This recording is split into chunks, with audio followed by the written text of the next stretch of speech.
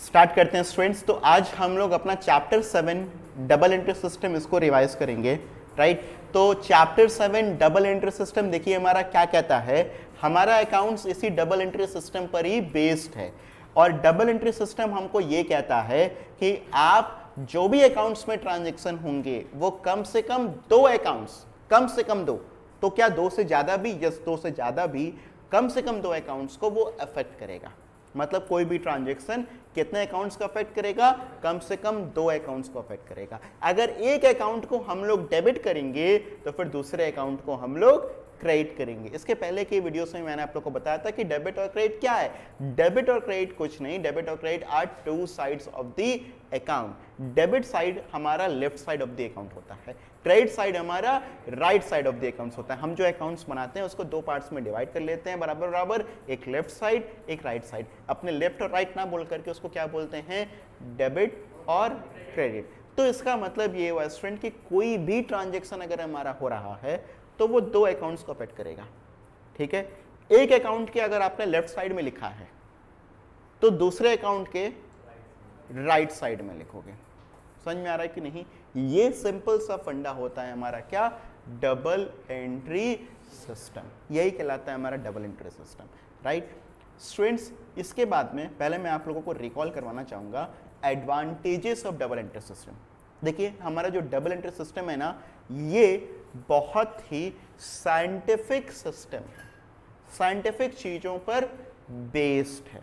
मतलब साइंटिफिक पर बेस्ड है मतलब क्या, इसका अपना सेट ऑफ रूल्स है, कैसे डेबिट करना है, क्या करना है, अपना पूरा का पूरा थ्योरी है, प्रिंसिपल्स है। ये हमारा पूरा पूरा एक तरीके से साइंटिफिक सिस्टम है। फिर हम कंप्लीट रिकॉर्ड करते हैं हर एक ट्रांजेक्शन को, उसका डेबिट एक्सपेक्ट भी रिकॉर्ड करते हैं, उसका क्रेडिट एक्सपेक्ट भी रिकॉर्ड करते हैं। फिर हम ट्रायल बैलेंस बना सकते हैं। ट्रायल बैलेंस बनाने का पर्पस क्या होता है, ताकि हम लोग अपने काम किए हुए चीजों की अर्थमेटिकल एक्यूरेसी को चेक कर पाए। किसको चेक कर पाए, अर्थमेटिकल एक्यूरेसी को। हम लोग ट्रायल बैलेंस बना करके चेक करते हैं। ट्रायल बैलेंस के दो साइड्स होते हैं स्टूडेंट्स, एक डेबिट साइड और एक क्रेडिट साइड। आपने क्योंकि जितना अमाउंट आपने डेबिट साइड में लिखा है आपने उतना ही अमाउंट दूसरे अकाउंट के क्रेडिट साइड में लिखा। मतलब एक अकाउंट के आपने डेबिट साइड में लिखा है तो दूसरे अकाउंट के आपने क्रेडिट साइड में लिखा है, और दोनों अकाउंट का, दोनों ये अमाउंट जो है आपका बराबर होना चाहिए। तो आपका जो ट्रायल बैलेंस बनता है उसका भी जो टोटल आता है वो भी बराबर होना चाहिए। बात समझ में आ रहा है कि नहीं? अगर ये बराबर नहीं है मतलब कुछ ना कुछ हमारी मिस्टेक है, राइट। फिर हम लोग इसी डबल एंट्री सिस्टम के थ्रू ट्रेडिंग और प्रॉफिट एंड लॉस अकाउंट बना पाते हैं, जिससे कि हम लोग अपना प्रॉफिट या लॉस जो भी हमने किया है बिजनेस में वो जान पाते हैं। फिर हम लोग अपने बिजनेस की फाइनेंशियल पोजीशन को समझ पाते हैं, हमारे बिजनेस में कितना एसेट्स है, क्या लायबिलिटीज है, क्या कैपिटल है हमारे बिजनेस का, ये हम लोग समझ पाते हैं। फिर अगर हम लोग बात करें स्टूडेंट्स तो हमें नॉलेज होती है रिगार्डिंग वेरियस इंफॉर्मेशंस। किससे, इसी डबल एंट्री सिस्टम से अकाउंट्स को मेंटेन करने के लिए।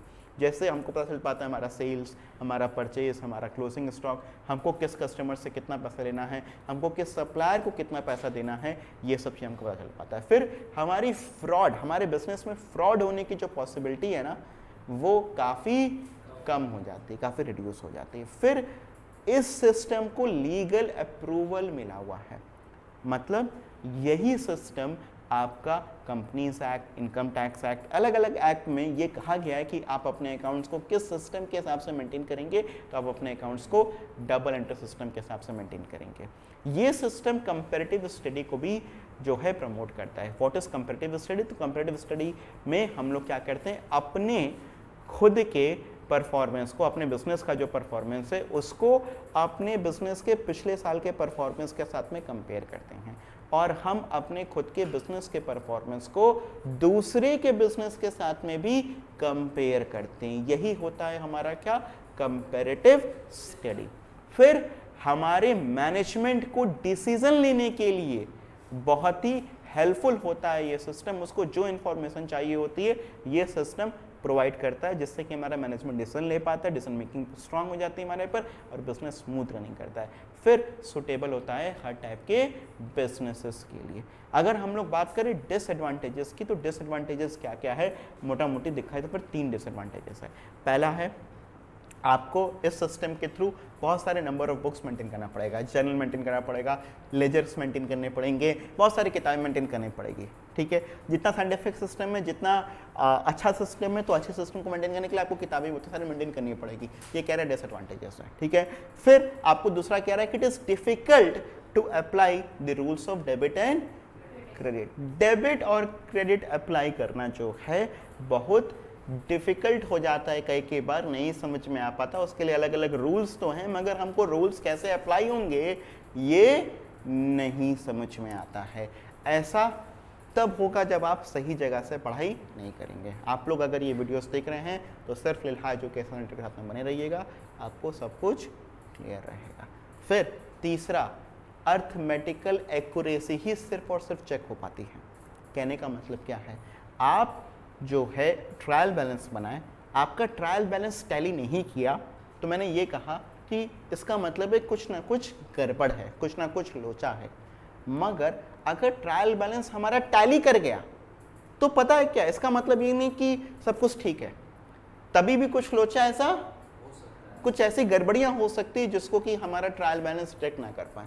मतलब अगर दोनों साइड ट्रायल बैलेंस का टैली नहीं किया तब तो कुछ ना कुछ गड़बड़ है, मगर अगर टैली कर गया तो भी गड़बड़ है, ऐसा जरूर नहीं है, तो भी गड़बड़ हो सकता है।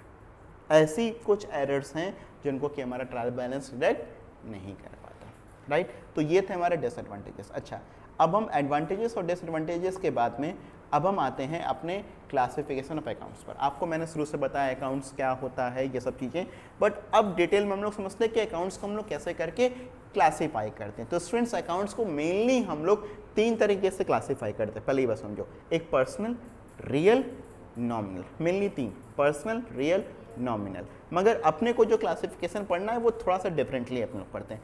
आप लोग पढ़ते हैं पर्सनल और इम्पर्सनल, पर्सनल, इम्पर्सनल। अब इम्पर्सनल को 2 कैटेगरी में डिवाइड कर दिया, रियल और नॉमिनल। मतलब रियल और नॉमिनल को एक साथ में रख दिया, क्या, इम्पर्सनल। और पर्सनल के 3 और क्राइटेरियाज बता दिए। मगर हम आगे चल करके डेबिट और क्रेडिट करने का रूल सीखेंगे ना स्टूडेंट्स, वो सिर्फ और सिर्फ किस पर बेसिक, क्योंकि पर्सनल, रियल और nominal.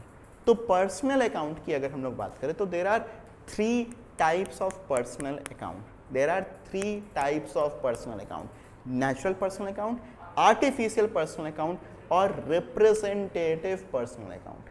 Natural, artificial, representative personal account, 3 types of personal accounts, right. तो कैसे क्या होता है पहले ये समझते हैं, पहले पर्सनल अकाउंट समझते हैं। तो पर्सनल अकाउंट क्या होते हैं स्टूडेंट्स, पर्सनल अकाउंट्स आपके जो है रिलेट करते हैं accounts of individual, firms, company, institutions, banks. ये भी एक काइंड का पर्सनल अकाउंट है, एक काइंड का पर्सनल अकाउंट है, राइट। ये सब के सब हमारे पर्सनल अकाउंट हो गए। अब मैं आपको समझाना चाहूँगा पहले रियल अकाउंट के बारे में, जो मेजर जो मेरा पार्ट है, रियल अकाउंट। रियल अकाउंट क्या होता है, accounts of all the assets, सारे एसेट्स के अकाउंट को हम लोग क्या कहेंगे, रियल अकाउंट। जैसे ये लैपटॉप है, जैसे ये कैमरा है, ये कंप्यूटर है, ये टीवी है, ये सब कैसे अकाउंट्स हैं, ये सब अकाउंट्स ऑफ एसेट्स, ये सब रियल अकाउंट है। कैसे अकाउंट्स हैं, रियल अकाउंट, राइट। अब हम लोग बात करें नॉमिनल अकाउंट्स की, तो नॉमिनल अकाउंट्स क्या होते हैं, accounts of all the expenses and incomes. जैसे सेल हो गया, परचेज हो गया, सैलरी हो गया, आपका रेंट हो गया, ये सब के सब अकाउंट्स नॉमिनल अकाउंट, एक्सपेंस के अकाउंट हो गए या इनकम के अकाउंट हो गए। इनको हम लोग कैसे क्लासीफाई करते हैं, एज नॉमिनल अकाउंट। अब हम आते हैं पर्सनल अकाउंट के फर्दर टाइप्स पर। तो देखो, पर्सनल अकाउंट का फर्दर 3 टाइप्स होता है। एक होता है आपका नेचुरल पर्सन्स, जैसे राम, श्याम, मोहन, पुष्कर, कृतिका, मोहित, ये सब कैसे अकाउंट्स हुए, all these are personal account, natural person के अकाउंट्स हैं। पर्सनल में भी नेचुरल पर्सन है। एक होता है आर्टिफिशियल पर्सनल अकाउंट्स, जो कि एक्चुअली लिविंग ह्यूमन बीइंग नहीं होता, मगर लॉ की नज़रों में, कानून की नज़रों में वो एक पर्सन की तरीके से एक्ट करता है, जैसे रिलायंस, जैसे टाटा कंपनी, जैसे लिल्हा एजुकेशन सेंटर। तो accounts of companies, firms, cooperative societies, ये सब कैसे अकाउंट्स हैं? आर्टिफिशियल पर्सनल अकाउंट है।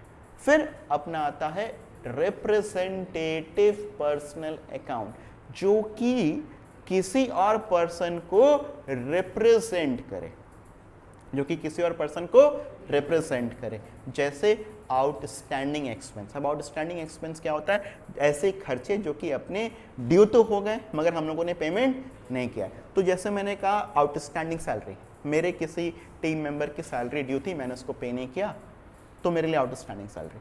अब जो आउटस्टैंडिंग सैलरी है, लेट्स से मेरे 15,000 रुपये आउटस्टैंडिंग सैलरी, मैंने किसी अपने XYZ टीम मेंबर को पेमेंट नहीं किया है, तो ये आउटस्टैंडिंग सैलरी मेरे उस टीम मेंबर को रिप्रेजेंट कर रही है, इसलिए ये कहलाता है रिप्रेजेंटेटिव पर्सनल अकाउंट। क्लियर है?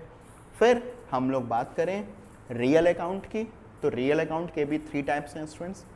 एक होता है टेनिजिबल रियल अकाउंट और इनटेनिजिबल। आप लोग को पता है एसेट्स के भी 2 टाइप, टेनिजिबल, इनटेनिजिबल। वैसे ही रियल भी is same thing.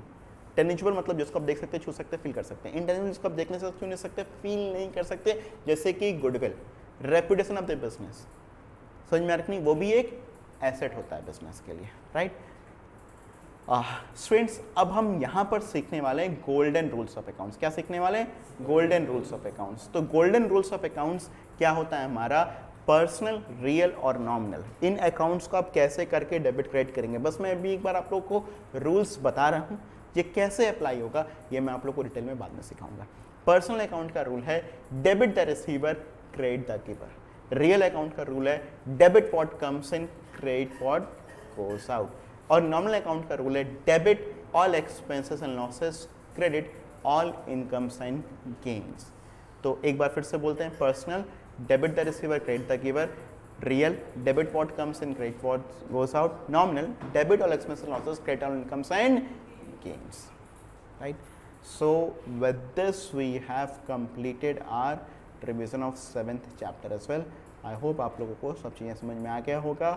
Very easy chapter, easy going, ठीक है। नोट्स आप लोग लिंक से डाउनलोड कर लीजिएगा। Thank you.